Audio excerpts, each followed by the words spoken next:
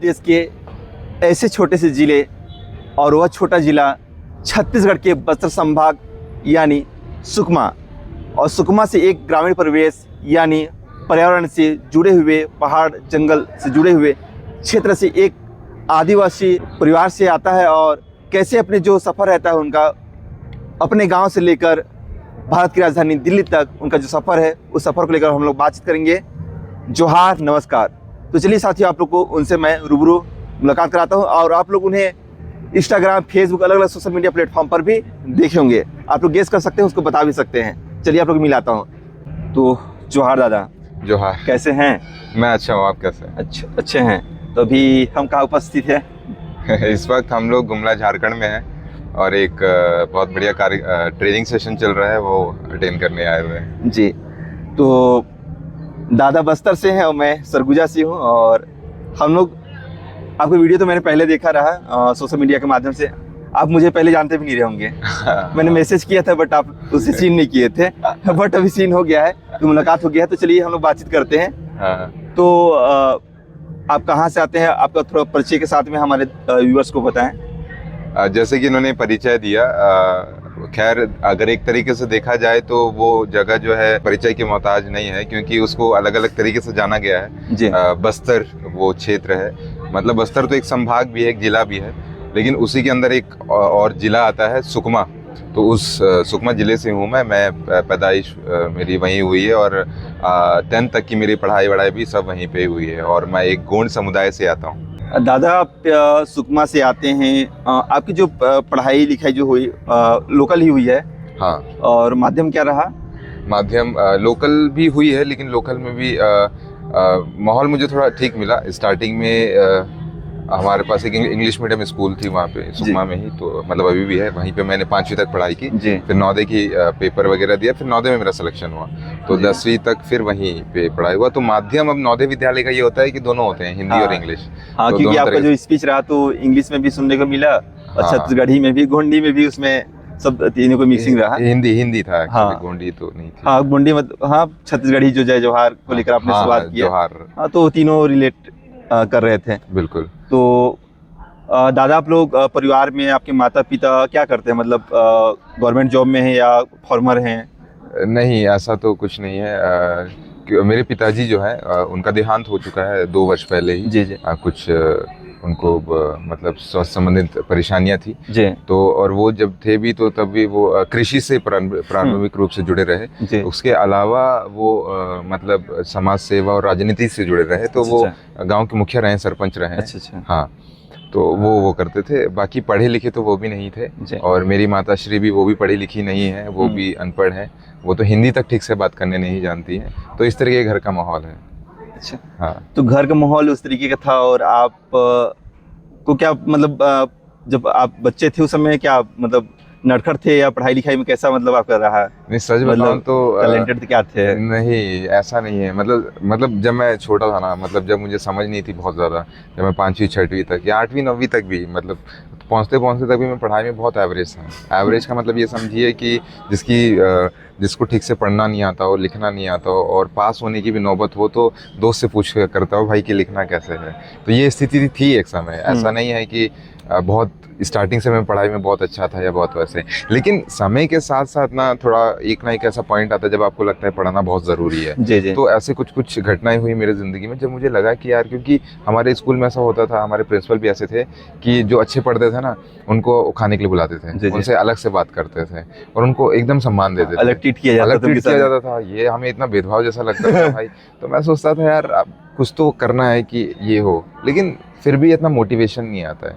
तो फिर एक समय ऐसा हुआ कि जब लगा यार कि अब कुछ ना कुछ तो करना है, और कुछ ना कुछ में पढ़ाई ही करनी है जी। तो पढ़ाई इससे मैंने पहले शुरू किया, और फिर टीचर्स क्या बोलते थे ध्यान से सुनता था। पहले मैंने पढ़ना सीखा, पढ़ने के बाद लिखना सीखा, फिर ऐसे तो करते 10th के आफ्टर रहा कि बिफोर मतलब 8th से आपने स्टार्टिंग कर दिया? 8th से स्टार्टिंग किया था। तो उसके बाद कभी पीछे मुड़ के देखना नहीं पड़ा। तो जब आप दिल्ली में मंच पे भाषण दे रहे थे, तो वो जो टर्निंग पॉइंट था, पहले आप कब स्टार्टिंग स्टेज में या कॉलेज में या स्कूल में कब परफॉर्मेंस दिए थे आप? ये चीज़ें ना, देखो मेरा तो ये मानना है कि कोई भी चीज़ अचानक से नहीं होती हाँ। है। जैसे लोगों ने तो मुझे 2025 में देखा, लेकिन ये सब मैं कर रहा हूँ स्कूल टाइम से। स्कूल टाइम से मतलब स्कूल में ही, नवोदय विद्यालय में हमारे हर शनिवार कुछ ना कुछ होता है। तो उसमें कभी भाषण हो गया, वाद विवाद हो गया, कभी पेंटिंग, स्पोर्ट्स, कुछ ना कुछ कराते रहते थे। तो मैं वहीं से, और असेंबली होती थी, असेंबली में टाइम के हमें माइक दिया जाता था। तो तब से असेंबली से करता था। तो करते करते करते स्टार्टिंग में तो डर लगता था, लेकिन करते करते करते वो अच्छा लगने लगा, लोगों को आवाज़ पसंद आने लगी। तो कोई ये कहता था कि आप अच्छा बोलते हैं, तो वहाँ से थोड़ा प्रोत्साहन मिलता जाता है। तो वहीं से मैं मन संचालन करना हो, भाषण देना हो, ये सारी चीज़ें स्कूल से शुरू हुई। तो स्कूल के बाद जब स्कूल से निकला तो लोगों के बीच बोलना लगा, और फिर ऐसी प्रतियोगिताओं में जाने लगा, लोगों के बीच अपनी बातें रखने लगा।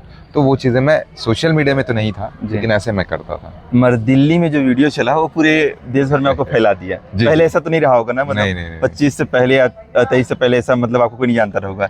सरगुजा का आदमी तो नहीं जानते होंगे, मुझे नहीं लगता कि सरगुजा को जानते होंगे। मतलब 25 आफ्टर है शायद सुकमा में कुछ हाँ, सुकमा में डिस्ट्रिक्ट लेवल पे आपको हाँ, मतलब वहाँ पर जानते थे। बिल्कुल, क्योंकि वो एक सच में बहुत बड़ा टर्निंग पॉइंट था। मैं सच बताऊं तो उससे पहले मैं यूट्यूब में तो मैं था ही नहीं, फेसबुक में नहीं था, सिर्फ इंस्टाग्राम में था।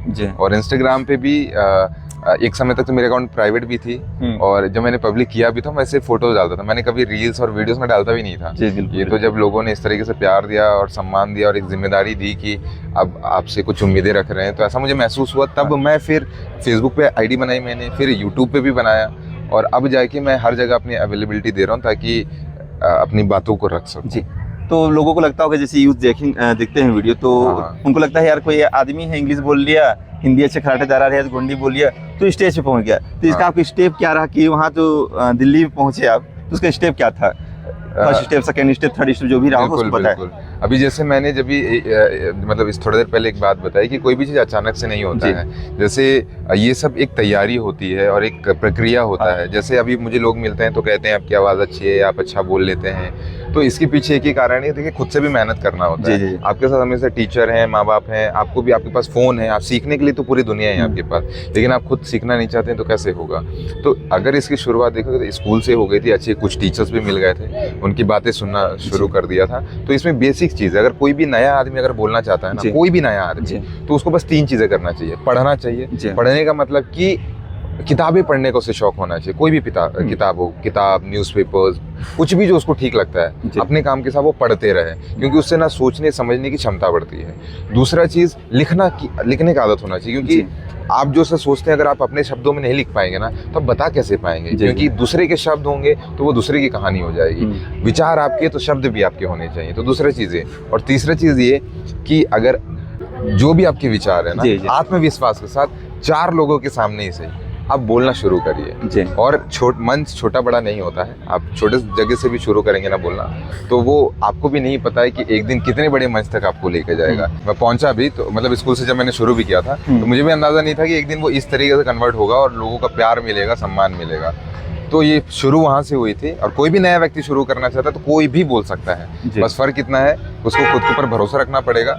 भरोसे के साथ साथ उसको पढ़ना, लिखना और बोलना, ये 3 चीजें करते रहनी पड़ेगी, बस रुकना नहीं है। पढ़ना, लिखना, बोलना बस। तो आप जो टेक्निकल चीजें भी चाहिए, 2025 में पहुंचे आप, तो क्या प्रोसेस रहा उसका? फॉर्म भरे, आप क्या किए उसको बताएं, लोगों को पता चलना चाहिए। उसके लिए देखिए क्या चीज है कि राष्ट्रीय युवा संसद करके कार्यक्रम होती है, हर वर्ष होती है, केंद्र सरकार कराती है। माई भारत के पोर्टल में जाके आप इसके बारे में पूरा देख सकते हैं। हर साल होता है। इसमें बस आपको 15 से 29 साल के युवक युवतियां चाहिए। मतलब इसमें इतना मायने नहीं रखते डिग्री किया हो कुछ, वो नहीं, बस उम्र चाहिए।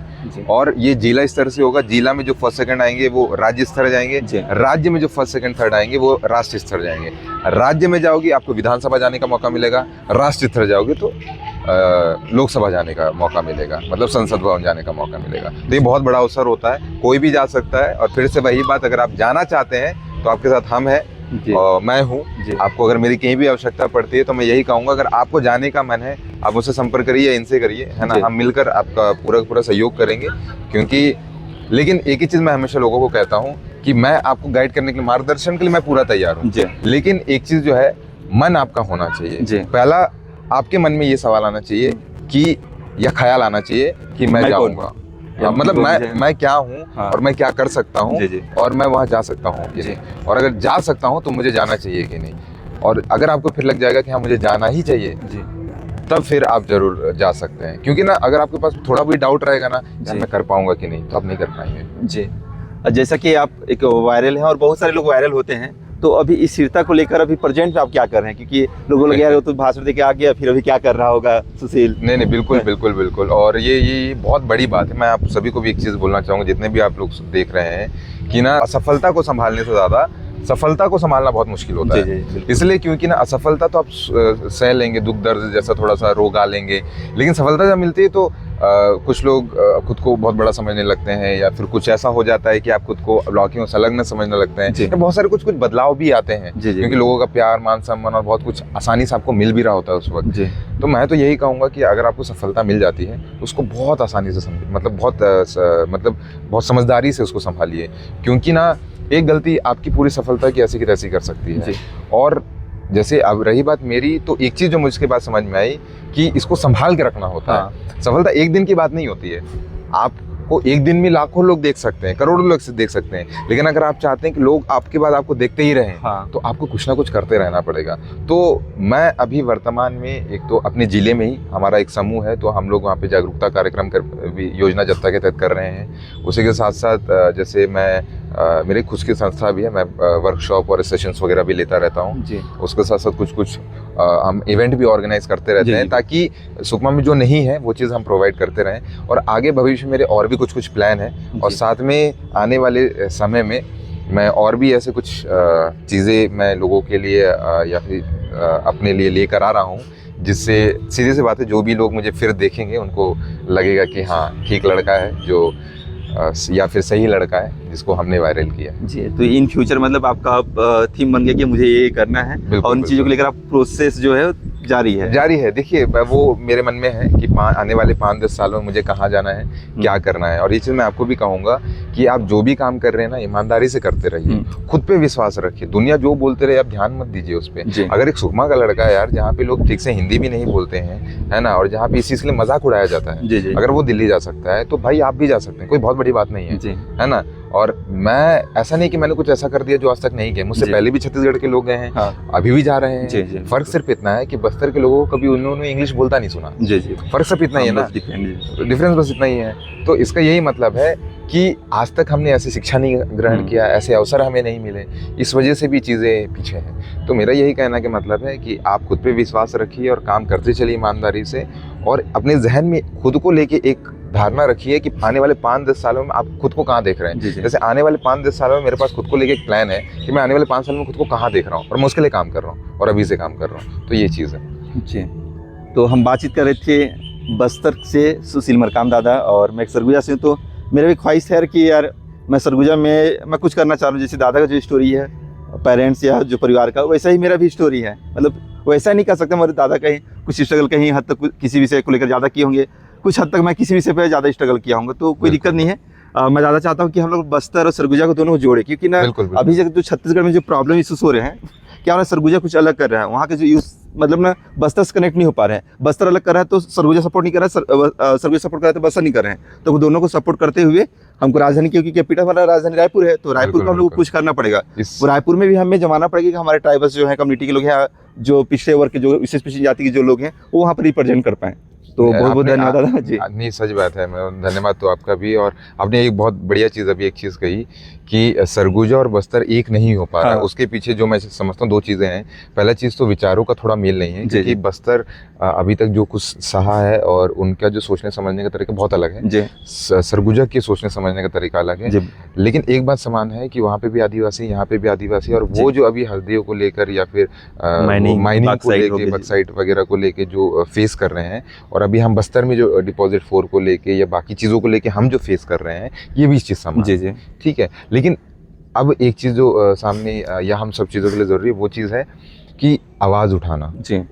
देखिए, हर चीज़ के खिलाफ अब आवाज़ नहीं उठाना चाहिए, लेकिन जहाँ पे आपके साथ शोषण हो रहा है या आपके साथ गलत हो रहा है, उस चीज़ के लिए आवाज़ उठाना ज़रूरी है। तो हम आदिवासी हैं, और मैं इन सब चीज़ों को इसलिए एक हक से और जिम्मेदारी से कह रहा हूँ कि अगर आपको कोई चीज़ गलत लग रही है और उसके लिए आप छोटे क्रिएटर ही क्यों ना जी। हो, बड़े क्रिएटर क्यों ना हो, आप एक आम आदमी भी क्यों ना हो, जी। सोशल मीडिया की ताकत बहुत बड़ी है। जी। क्योंकि मैं इसलिए कह रहा हूँ ना, क्योंकि लोगों को ये लगता है कि ये बड़े हैं, इनकी बात लोग सुनते हैं, तो सिर्फ इनको ही वीडियो बनाना चाहिए। जी। मैं बनाता हूँ, मैं लेकिन अपनी जिम्मेदारी के साथ बनाऊंगा। जी। लेकिन आप भी बनाइए, क्योंकि ये एक कम्युनिटी के साथ होगा, जी। सिर्फ मेरे अकेले से नहीं होगा, जी। आपके अकेले से नहीं होगा। Yes. हम सब एक साथ लड़ेंगे ना, तब ये चीज़ होगा। और बेशक जब ये सब चीज़ें चल रही हैं तो इन सारी चीज़ों का हम भी विरोध कर रहे थे, और जी। अब आगे भी करेंगे, क्योंकि विकास हम भी चाहते जी। हैं, आप भी चाहते हैं। Yes. लेकिन हमें भी एक अच्छा हॉस्पिटल चाहिए, जी। एक अच्छा स्कूल चाहिए, जी। एक अच्छी सड़कें, अच्छा पर्यावरण, जी। वातावरण, है कि नहीं? जी, क्योंकि जी, जीने के बिल्कुल। लिए ये सब जरूरी है। जी। ठीक, तो यही चीज़ है। और एक आखिरी चीज़ जो मैं आप सबको कहना चाहूँगा कि शिक्षा पे हमेशा जोर दीजिए, गुणवत्तापूर्ण शिक्षा, क्योंकि शिक्षा ही ऐसी चीज़ है जो हम सबको अपने हक अधिकार के लिए लड़ना सिखाती है, समझदार बनाती है। बाकी बहुत बहुत धन्यवाद। बहुत बहुत धन्यवाद। जोहार।